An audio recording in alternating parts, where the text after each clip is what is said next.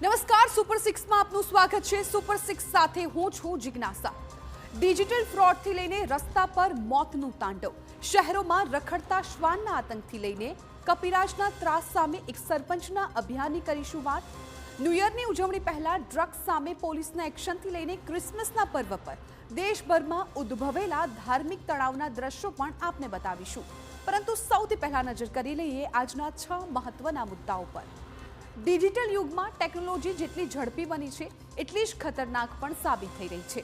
Police અને કોર્ટના નામે ડિજિટલ અરેસ્ટની ધમકી આપી વૃદ્ધોને ટાર્ગેટ કરવામાં આવી રહ્યા છે। બીજા મુદ્દામાં વાત, રસ્તા પર એક પળની બેદરકારી આખી જિંદગી બદલી નાખે છે।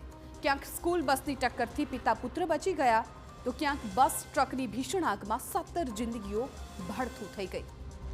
રાજ્યના શહેરના રહેણાંક વિસ્તારો હવે અસુરક્ષિત બની રહ્યા છે। જૂનાગઢમાં રખડતા શ્વાનનો આતંક ફરી સામે આવ્યો છે।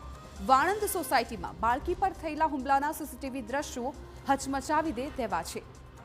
ચોથા મુદ્દામાં વાત, ચૂંટણીના વચનો સામાન્ય રીતે કાગળ પર જ રહી જતા હોય છે, પણ તેલંગાણાના લિંગપુર ગામમાં સરપંચે વચનને કામમાં ફેરવી બતાવ્યું। કપિરાજના આતંકથી પરેશાન ગામ માટે સરપંચ પોતે ભાલુ બની મેદાન પર ઉતર્યા।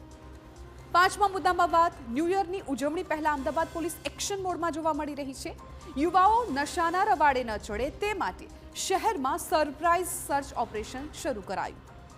અને અંતમાં વાત, ક્રિસમસનો સંદેશ શાંતિ અને ભાઈચારાનો હોય છે, પણ દેશના અનેક ભાગોમાંથી આવેલા દ્રશ્યો ખૂબ ચિંતાજનક છે।